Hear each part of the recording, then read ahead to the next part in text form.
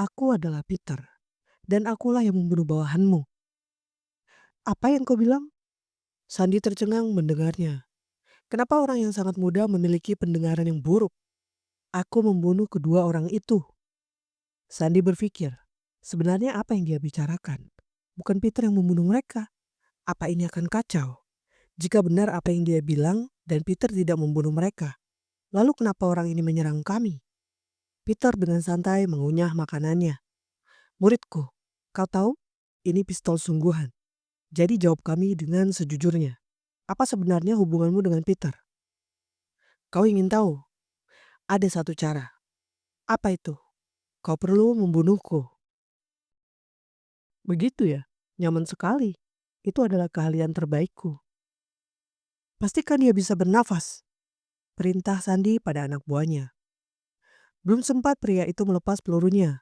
Sesuatu menyerangnya hingga tergeletak. Ini tidak masuk akal. Sumpit itu masuk ke arah organ dalamnya. Gadis itu berpikir, dia sepertinya seumuran denganku. Tidak ada satupun di klub Glory yang bisa melakukan ini. Wah, keren sekali. Bahkan jika ini hoki, tetap saja itu mencolok. Aku menyukaimu. Dari klub mana kau berasal? Tidak mungkin aku tidak sadar ada orang sepertimu di sekitarku. Jadi bagaimana jika kau bergabung dengan kami? Kau keparat sialan. Sandi dengan cepat menembak Peter berulang kali. Namun Peter menghindar dengan mengangkat meja. Haha, kupikir kau masih bocah. Apa kau tahu? Ini bukan sebuah film. Kau tidak bisa menghalangi tembakan dengan meja itu. Aku akan memberimu kesempatan lain untuk berbicara soal Peter sekarang. Terdengar batu kesakitan dari balik meja.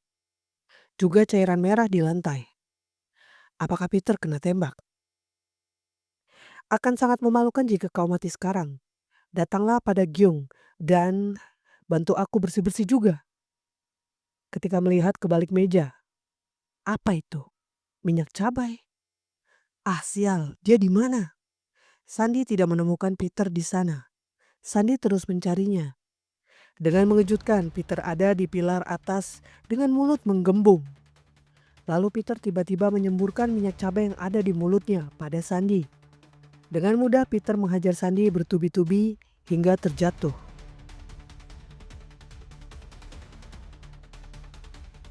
Aku tidak dapat melihat apapun. Dia terlalu cepat. Apa keparat ini benar-benar bocah? Tiba-tiba Peter datang lagi dan memutar kepalanya hingga patah. Dengan sekarat Sandi berpikir, aku bertemu banyak lawan selama tahun ini. Tapi ini pertama kalinya aku melihat seseorang yang sangat berbakat di usia muda. Teknik spesial. Adegan flashback ke masa lalu Sandi saat mendapat pelatihan dari seseorang yang bertopi. Kau akan selalu bertemu lawan yang kuat. Kau perlu menundukkan para targetmu saat mereka terdistraksi. Ini adalah teknik spesial.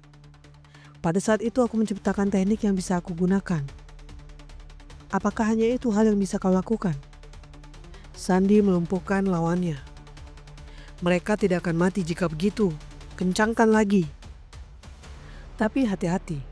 Hal yang paling berbahaya adalah berbalik ketika kau sudah menang. Jangan terlalu percaya pada dirimu. Dan aku akhirnya selesai. Sekarang aku percaya diri jika aku tidak akan kalah oleh siapapun. Di tengah ingatan Sandi, secara tiba-tiba dia mencengkeram kaki Peter. Dan dengan cepat menyerangnya dengan memutar tubuh Peter hingga Peter kesakitan. Aku telah melakukan pekerjaan ini sejak aku lahir, kau keparat. Jumlah pengalaman yang kudapatkan lebih banyak dibanding pemula sepertimu. Kau paham sekarang keparat. Mati kau. Dengan anehnya, Aigo, sudah berapa lama? Peter berdiri di samping Sandi. Sandi bingung. Lalu siapa yang diserangnya? Kenapa dia di sana? Lalu ini? Apa? Bawahanku. Ternyata Sandi menyerang bawahannya sendiri. Aku tidak sadar karena aku tidak melihatnya. Sandi melihat Peter sambil berpikir. Aku telah beberapa dekade bekerja seperti ini. Aku bisa yakin 100% bahwa aku akan mati oleh orang ini. Jadi mungkin bisa saja jika kedua belas terkuat. Ah tidak, dia bahkan lebih baik dibandingkan mereka. Tunggu dulu, ayo bicara. Sandi menyandera gadis itu. Aku akan memberikan dirinya padamu, meski dia tidak memiliki pengalaman di medan perang, tapi dia masih berguna. Oke? Dengan ketakutan Sandi memberi penawaran. Tidak, aku tidak bisa pergi, kata gadis itu. Diamlah, aku sedang berada dalam negosiasi yang penting. Oke, baiklah, deal. Sesuai dugaan, sebagai anggota klub Glory, kau sangat cepat. Oh, kalau begitu sepakat kan? Kau tahu betul. Baiklah, deal. Bawa perempuan itu dan pergi, oke? Dan aku akan berpura-pura tidak ada yang terjadi hari ini. Bawa dan gunakan dia semaumu, kata Sandi sembari pergi menyelamatkan diri. Keparat gila ini, aku akan mencarimu dan... Belum selesai Sandi berpikir, Peter berkata, teknik spesial. Sandi terkejut.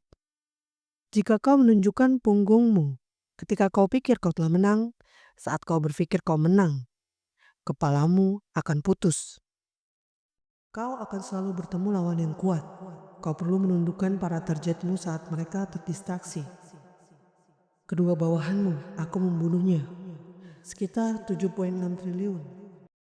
Sandi berpikir keras dengan semua yang telah terjadi saat itu. Ini tidak mungkin. Peter. Sandi terdiam sangat kaget. Apa kau ingat apa yang barusan aku bilang? Tidak ada siapapun yang tidak mengenal Peter.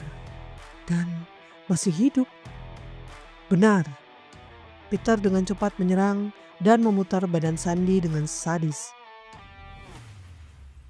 Adegan berpindah pada orang yang sedang membicarakan sesuatu. Telah dikonfirmasi jika pria berkaki 8 itu meninggal. CCTV dalam toko telah disingkirkan. Dan saat kita sampai tidak ada petunjuk yang ditinggalkan. Miris sekali. Seorang petua yang berada di dalam pintu kematian ditembak. Namun dia kembali setelah sehari dan membunuh 4 pembunuh terlatih tanpa meninggalkan jejak. Hadiah sebesar 7,6 triliun. Sebuah misi tingkat SSS. Beritahu semua pemburu Glory bahwa mulai sekarang memburu Peter sudah diizinkan. Ucap seseorang dengan tato besar di punggungnya. Di tengah ramai kota. Mohon berikan para petua makanan yang hangat. Klub Glory bekerja untuk menyediakan petua dan para pengemis makanan yang hangat. Mohon berdonasi. Peter melihat iklan itu di mana-mana. Mereka menyebar informasi secara bersamaan. Tidak ada gunanya untuk mencariku. Aku yang akan mencarimu. Kita butuh pasukan untuk menghabisi Glory Club.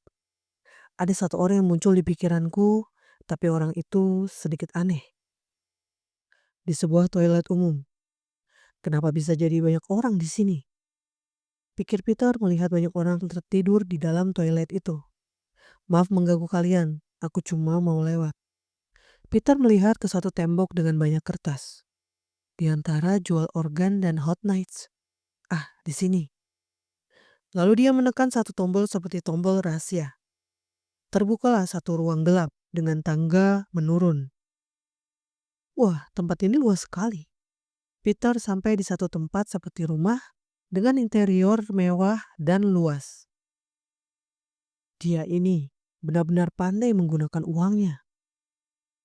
Tiba-tiba Peter ditodong sebuah tongkat. Pakaian sutra dan perhiasan mewah. Bukankah itu tidak cocok denganmu? Ya, tapi kau tetaplah tuan rumah di sini.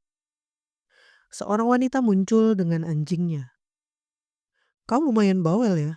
Sudah lama sekali aku tidak beres-beres tempat ini. Dengan penciumannya. Anak muda. Tidak memiliki bau alkohol. Dia bukan pengemis daerah sini. Disebut pencuri, dia terlalu tampan. Tidak tercium seperti susu basi. Justru harum segar.